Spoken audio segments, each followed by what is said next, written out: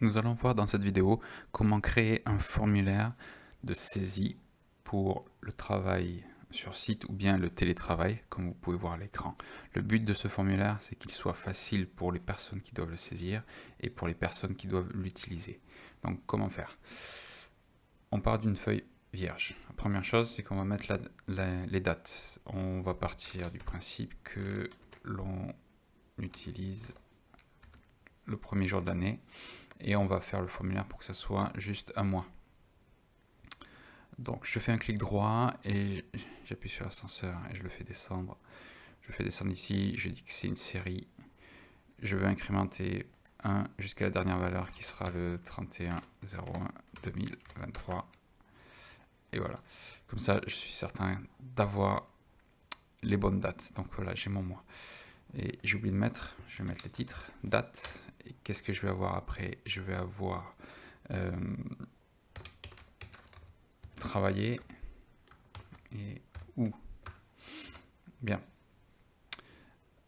Ce que je vais faire, c'est que je mets tout ça, je fais comme ceci et je vais mettre toutes les bordures comme ceci. Bien. Ce que je change un petit peu, je vais changer cette taille ici, je vais le mettre plus grand, je le mets comme ceci et travailler ici. C'est pour qu'on ait un petit peu plus de place pour qu'on puisse mieux voir. Bien. La chose à faire, c'est ici, comment est-ce que je peux faire pour que j'ai pas une date comme ça, c'est bien, mais l'inconvénient c'est que pour ceux qui vont remplir, attends, c'était le lundi, c'était le mardi, c'était quel jour? Donc, ce que je vais faire, c'est CTRL SHIFT, flèche du bas, je sélectionne tout. Maintenant, je fais CTRL SHIFT 1, ce qui me permet d'avoir les paramètres de la cellule et je veux que ça soit marqué comme ceci la date. Donc, j'ai le jour de la semaine, après j'ai la date.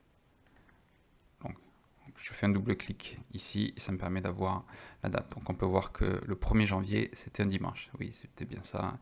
Et on a les jours de la semaine qui continuent. Bien, c'est pas le tout ça. Je vais sélectionner CTRL A pour tout sélectionner. Et ce que je fais, c'est CTRL L, je veux que ça soit un tableau. Mon tableau a bien des en-têtes, oui. Voilà. Ce que je vais faire, c'est que je vais changer. Je veux pas que ça ressemble à un tableau. Aucune. Ça. Et maintenant, je fais CTRL SHIFT L pour enlever les filtres. Bien. Maintenant, je sélectionne. L'avantage de mettre sur un tableau, c'est quand on veut sélectionner toute une colonne, on peut le faire comme ceci. Avec un simple clic gauche au-dessus du titre, au-dessus de l'entête. Donc j'ai sélectionné ça, mais je vais sélectionner en fait tout le tableau, toutes les données. Ce que je veux faire maintenant, c'est que je veux faire en sorte que pour les dimanches et les samedis, toute la ligne soit en grisé, comme ceci. Enfin, comme ceci. Que quand je n'ai pas besoin de faire ça manuellement, je voudrais que ça soit fait automatiquement et je voudrais qu'il le fasse pour toutes les lignes ici. Bien, on va le faire avec un formatage conditionnel. Mais avant de le faire dans un formatage conditionnel et d'aller dans Accueil et Mise en forme conditionnelle, on va utiliser des formules. Je vous recommande quand vous utilisez des formules de les essayer d'abord dans une feuille Excel pour voir si ça marche. Donc qu'est-ce que je veux faire? Comment reconnaître si c'est un dimanche ou si c'est un samedi ou si c'est un jour de la semaine travailler? Je vais faire égal, je vais utiliser la formule jour, semaine. Jour, semaine, comme c'est indiqué, renvoie un chiffre entre 1 et 7 désignant les jours de la semaine. Oui, ça m'intéresse. Tab. Le numéro, ça va être ça, c'est-à-dire cette cellule, virgule. Et après, il me demande en fait quel est le numéro que je veux qui commence, comment est-ce qu'il doit compter. Le 1 étant par défaut, c'est-à-dire qu'il va mettre 1 à dimanche et puis 7 à samedi. Je veux pas ça. Moi, je veux le deuxième ici. Je veux que le chiffre 1 soit pour lundi. Et puis après, samedi, ça va être 6 et dimanche, ça va être 7. Donc, je veux ça. Je fais tab. Je ferme ma parenthèse. Et je fais entrée. Maintenant, je fais ça sur quelques exemples. Donc, pour bien voir que j'ai 7, 1, 2, 3, 4, 5. Et ici, j'ai bien 6, 7 qui correspondent à mes jours de samedi, dimanche, de mon week-end. Donc, maintenant, une fois que j'ai ça, ce que je dois faire, c'est que je dois reprendre cette formule. Bien. Et je fais F2, je clique dedans, Et ce que je vais faire, jour de la semaine, ça. Et je vais dire que je veux qu'il m'indique quand c'est supérieur à 5. Donc c'est supérieur à vendredi. Vrai. Et quand je le redescends, hop, on voit que c'est vrai. On voit que c'est faux pour tous les jours de la semaine. 6, 7, c'est vrai. Et faux pour le lundi. Donc c'est bon, ma formule marche. Juste une chose, c'est que je veux pas que ça soit comme ça dans mon formatage conditionnel. Je veux que ça soit le vrai nom de cellule. Je vais faire bouger ici. Donc ce qui veut dire que je veux que ça soit la cellule D4. D4. Vous voyez, ça marche pareil. Et si je descends, ça va faire pareil, puisque j'ai rien verrouillé. Alors maintenant, je prends cette formule. Je fais un CTRL-C, échappe pour sortir. Et maintenant, je viens sélectionner les données. Bien. Maintenant que j'ai sélectionné toutes les données du tableau, je viens de la mise en forme conditionnelle, gérer, pas gérer, excusez-moi, c'est nouvelle règle. Et je veux utiliser une formule. Bien, j'ai tout simplement qu'à mettre ça. Alors, un petit détail, c'est qu'on a vu que comme ça, la formule marche. L'inconvénient, si je fais ça, c'est que tout le tableau va être en gris. Ce qu'il faut, c'est verrouiller le D4, mais pas complètement, parce que sinon, ça va pas marcher, ça va être que la cellule. Si je verrouille, là, ça sera pour toute la colonne, c'est pas ce que je veux. Et là, ce que je veux, c'est pour les lignes. Oui, je veux que le formatage conditionnel soit appliqué sur toutes les lignes qui répondent vrai à cette formule. Bien, maintenant, le format. Le format, qu'est-ce que je veux? Bien, je veux que le remplissage soit en gris foncé et je veux que la police soit en blanc. OK. Et je fais OK. Et on peut voir que là, on a directement notre formatage qui a été appliqué et on a notre distinction. Donc, je vais supprimer ça, c'était juste pour montrer. Bien. Maintenant, ce que l'on va faire, c'est qu'on va faire en sorte que quand on doit saisir les données pour les colonnes travaillées ou l'utilisateur n'ait pas le choix. Donc ce qu'on va faire, c'est qu'on va aller dans données. J'ai sélectionné la colonne et on va dans validation de données. Et ce que je vais faire, c'est que je vais sélectionner une liste et j'écris la liste. Ben, là, pour travailler, ça va être soit oui, point virgule, soit non.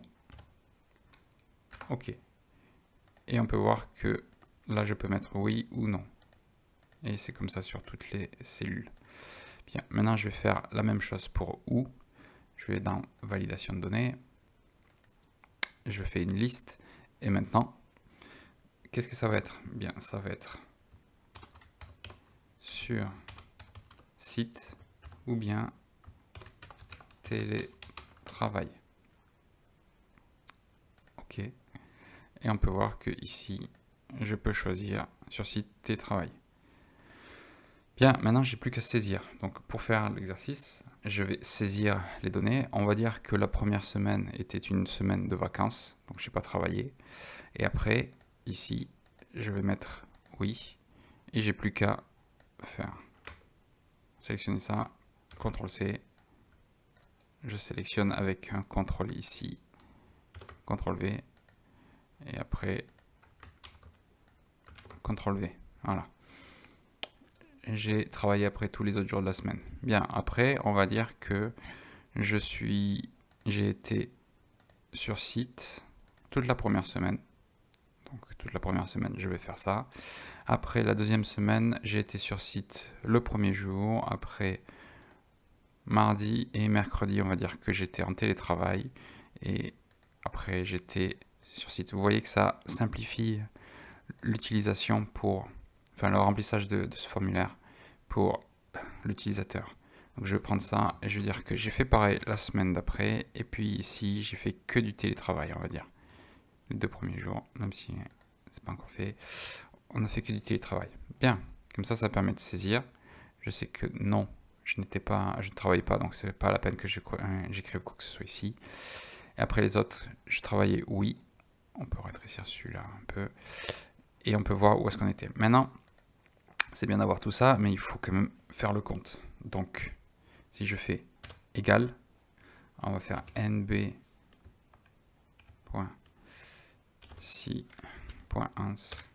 ensemble. Alors, la plage de critères, je veux compter cette plage, cette colonne.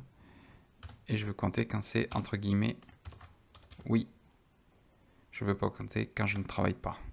Donc maintenant, l'autre plage de critères, bien, je veux compter l'autre colonne, point virgule, et je veux compter quand je suis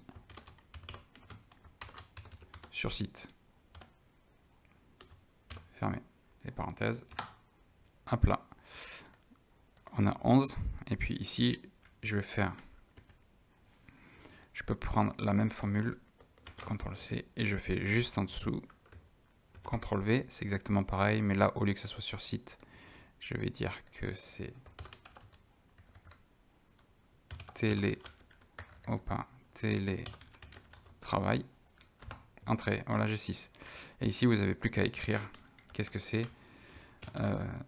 nombre de jours travaillés sur site. Ici, vous avez le nombre de jours travaillés en télétravail. Bien, pour faire ça, je fais accueil et puis après, je le mets aligné à droite, ce qui me permet de voir ça. Et ça me permet de voir le nombre de jours. Donc ça me permet de saisir, si jamais ça correspond à des compensations qu'il faut faire, je vois que la personne travaille sur site 11 jours en janvier et 6 en télétravail. Et ça me permet de faire des comptes après plus rapides. Et l'avantage, c'est qu'avec le formatage conditionnel, si je change et que je mets février, maintenant je vais faire pour février, hop, j'ai juste à faire un double clic, je vois que j'ai tout février, même je vais un peu plus loin, donc j'ai à supprimer ça. On voit que ça se met automatiquement en gris. Donc on voit que les jours qui ne sont pas se mettent automatiquement en gris. Et les jours de la semaine aussi. Les jours du week-end aussi. Donc voilà, c'était comment faire un formulaire pour pouvoir rentrer les données. Merci.